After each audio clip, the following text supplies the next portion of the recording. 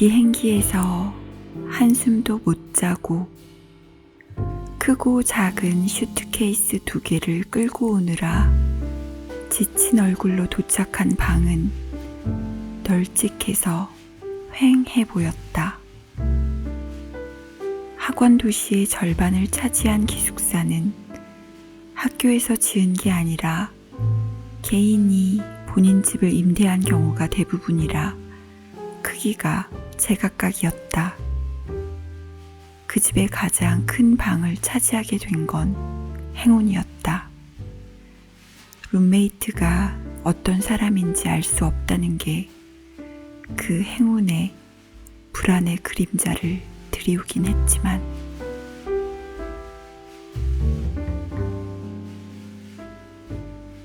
문을 열자마자 보인 풍경에서 아기자기하거나 쾌활한 취향은 전혀 보이지 않았다.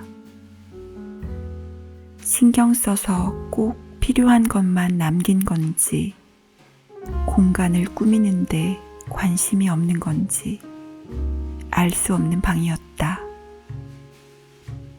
방만큼 룸메이트의 인사도 모호했다. 희미하게 입가에 떠올랐던 미소는 잘못 봤나 싶을 만큼 순식간에 사라졌고, 환영한다는 말을 하는 목소리에 고저 장단이 없었다. 냉담한 성격인지 담담한 성정인지 알아채기 힘들었다. 등을 돌려 자리로 가는 걸 보니 창문 바로 옆 침대가 그녀 것인 모양이었다. 반대쪽 끝에 놓인 침대 쪽으로 나도 걸어갔다.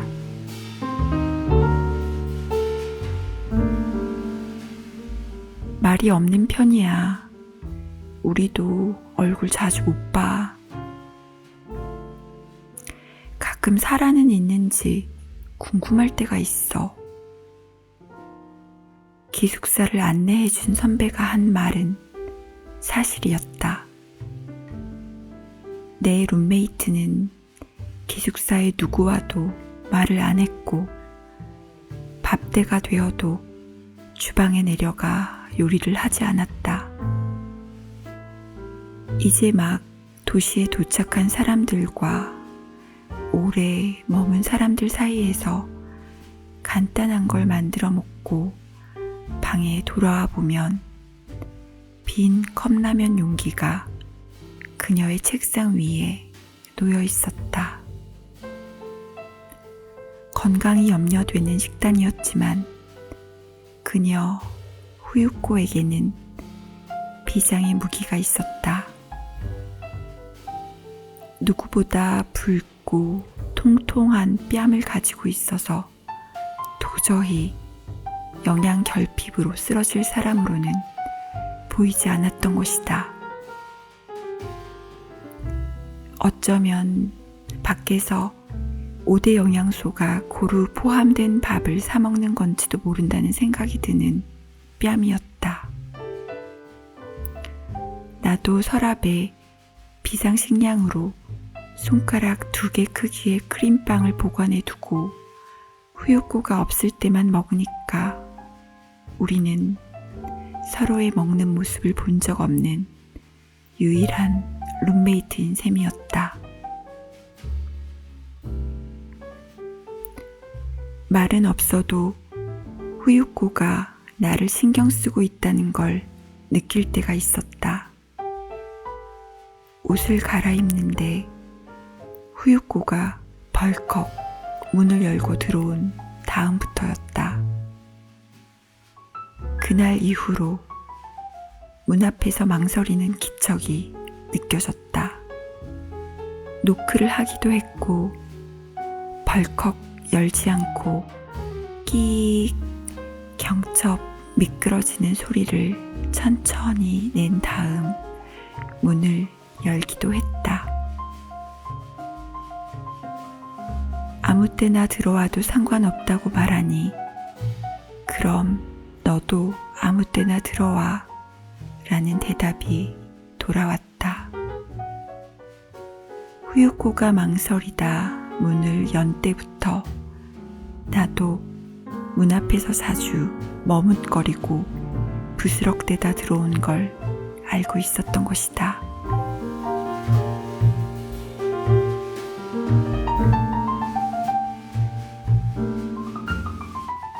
선명한 원색의 수영복을 입고 뜨거운 해변을 뛰어가는 사람들, 우통을 벗고 농구를 하거나 보드를 타는 청년의 이미지, 그런 심상으로 캘리포니아를 떠올리는 사람이라면 1월에 캘리포니아에 도착했을 때 분명 놀랄 것이다. 아무리 신선한 햇살이 무제한 제공되는 땅이라 해도 겨울이 제 존재를 증명하듯 싸늘한 입김을 뿜기 시작하면 막 고개 내민 햇살도 창백하게 질리니까. 얇은 파자마에 얇은 이불이 문제였을까? 한 조각의 바람도 들어오지 않게 발과 팔을 숨기고 이불을 말아 애벌레처럼 목끝까지 이불을 끌어당긴 다음 잠들어도 아침에 일어나면 어김없이 목이 잠긴 애벌레가 되고 마는 1월이었다.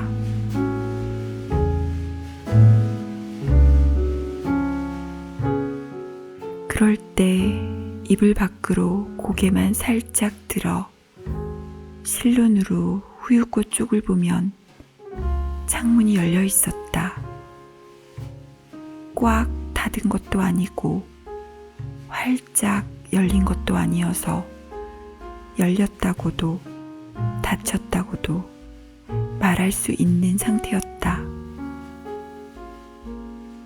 너는 추운지 몰라도 나는 더우니 이만큼만 열게, 그렇게 말하는 말투 같았다. 건강한 혈색이긴 했지만 쌀을 먹는 걸 본 적 없는 룸메이트의 건강을 응원하는 마음으로 창문에 대해 아무 말 하지 않기로 했다.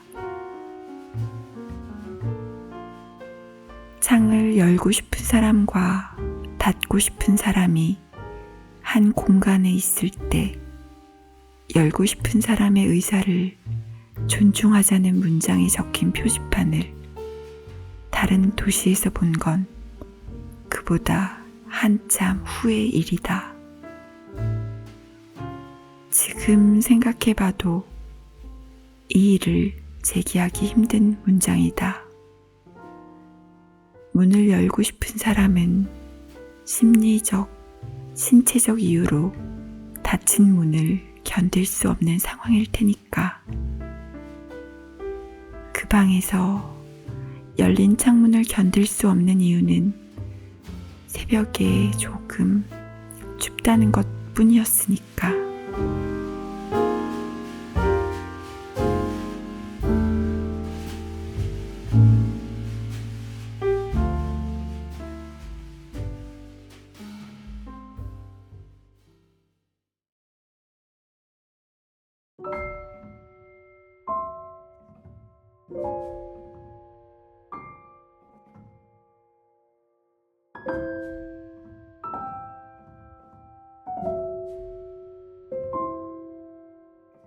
후유코가 방에 머무는 시간은 길지 않았다.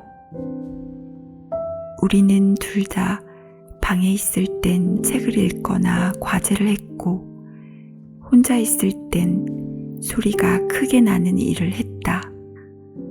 내 경우엔 그게 통화였다.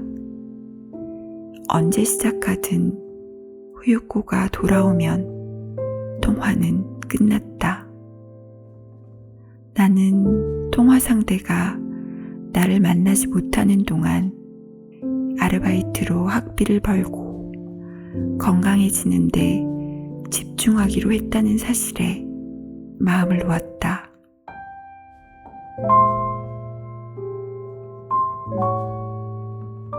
시간 날 때마다 통화를 한 덕에 그가 가르치는 학생의 수면 패턴과 실력이 도통 안 느는 과목도 알게 됐다. 헬스장에 열심히 다닌다는 이유로 아버지한테 자기 자신만 아는 놈이란 말을 들었단 얘기를 들었을 땐 내가 직접 그 말을 들은 것처럼 마음이 아팠다. 마음 아픈 사람 옆에 있을 수 없어서 아픈 마음에 무게가 생겼다. 공항에서 헤어지는 동안 참았던 눈물이 비행기에서 쏟아질 때 다른 것도 같이 쏟아진 게 틀림없었다. 말이 없고 자리를 자주 비워서 불편하지 않은 룸메이트도 각기 다른 대륙에서 온 기숙사 친구들과 기름진 미국 음식도 눈물 빠져나간 자리에 생긴 구멍을 채우지 못했다. 구멍에 꼭 맞는 모양이 아니면 임시 방편으로 막아도 상처를 낼 수 있다. 연해야 상처를 안 낸다. 사물 중 가장 수은한 건 인형일 것이다. 인형이 하나 있으면 그를 안는 것처럼 인형을 안을 수 있겠지. 쌀쌀맞은 타국의 겨울도 견딜만 하겠지. 인형은 그가 한국에서 보내준 인형이어야 했다. 한 사람과 시절을 대신하는 거니까. 그의 품만 한 인형이면 좋겠지만 국제 우편으로 소포를 붙이는 일에 번거로움과 비용을 생각하면 솔직히 말할 수 없었다. 인형 하나만 보내줘. 크기는 상관없어. 너 대신 품에 안을 인형이야 라는 말은 생략했다. 이곳이 생각보다 추워서 이불 말고도 마음 데울 게 필요하다는 말도.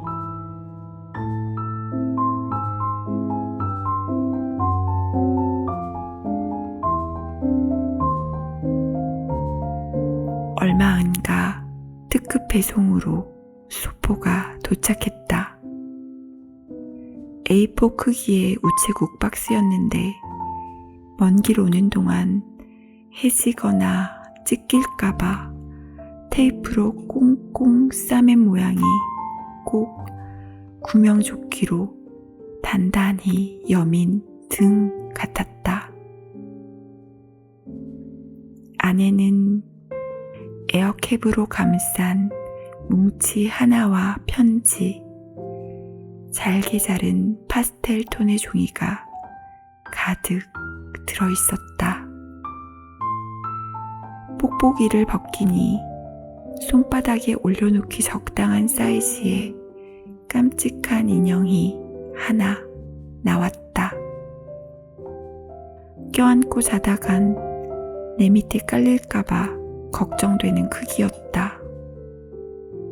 솔직하게 말하지 않았을 때 결과가 의도와 얼마나 동떨어질 수 있는지 처음으로 깨달았다. 그래도 인형을 가만히 보고 있자니 첫인상의 실망감이 애틋함으로 바뀌었다. 크기는 상관없다고 했으니 책상 위에 올려놓거나 주머니에 넣고 다닐 걸 생각했을지 모른다.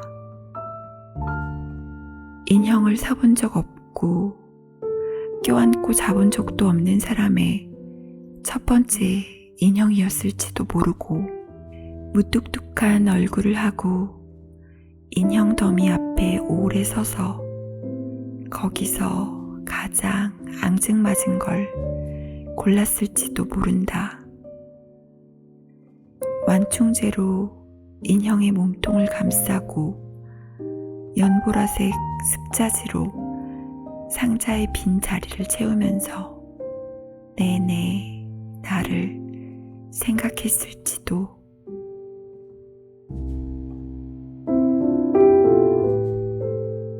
거기까지 생각하니 정말 크기는 상관없다는 생각이 들었다. 끌어안고 자는 건 창틈으로 조용히 입장한 밤바람이면 족할지 모른다. 그가 보내준 음악이나 돌아올 때까지 기다리겠다는 편지로 밤을 데울 수 있을지도 모르고. 나는 어릴 때 꿈의 입구까지 데려가던 내 체구만한 곰인형 다음으로 그 인형을 오래 데리고 살았다. 한국에서 미국으로, 미국에서 다시 한국으로. 학업이나 일 때문에 이사를 할 때면 가방에 따로 인형을 챙겨가서 제일 먼저 새 방을 보여줬다.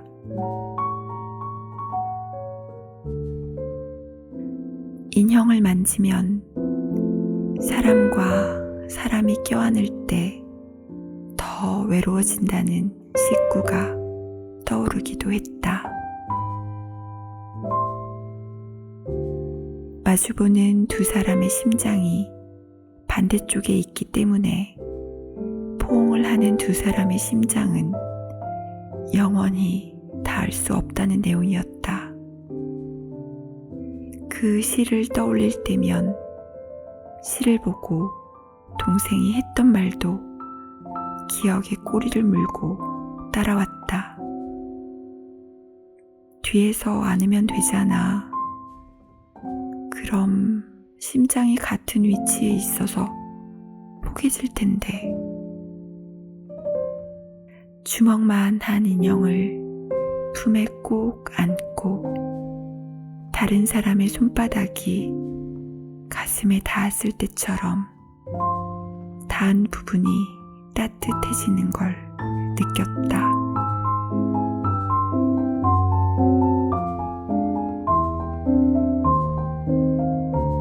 그때 외출했던 후유꼬가 돌아왔다. 할 말을 머릿속으로 고르던 얼굴이 인형을 흘끗 바라보고 입을 열었다. 이름이 뭐야? 곧 만나. 그게 이름이야.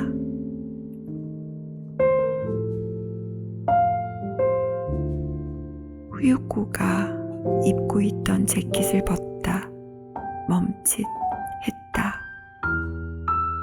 누가 보낸 건지 묻지 않았는데 묻지 않아도 알겠다는 눈빛이었다.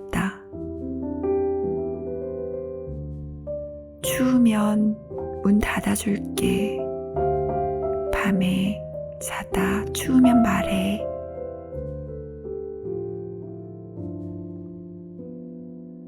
그 방에 도착하고 들은 목소리 중 가장 다정한 목소리였다.